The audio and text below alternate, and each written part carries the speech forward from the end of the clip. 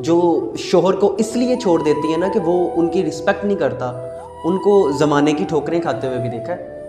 जो अपने ससुराल वालों का घर इसलिए छोड़ के आ जाती हैं कि वहाँ पे ज़िम्मेदारियाँ बहुत ज़्यादा हैं, मैं उनको निभा नहीं सकती, उनको अकेले औलाद पालने की ज़िम्मेदारी निभाते हुए मैंने देखा है।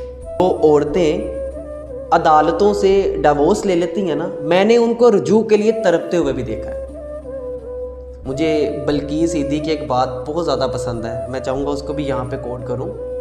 वो कहती हैं कि सारी दुनिया के जूते खाने से अच्छा है एक बंदे के जूते खा लो। और ये आज की जो लिबरल लेडीज़ हैं, ख़वातीन हैं, जो कि औरतों को उनके हक़ दिलवाने के पीछे निकली हुई हैं कि भाई तलाक लो, तुम्हें तुम्हारा राइट नहीं मिलता, तो इनकी तायद करने से पहले ना इनकी एक दफ़ा अपनी ज़िंदगी में जाके देख लें कि इन्होंने अपना घर कैसे संभाला है।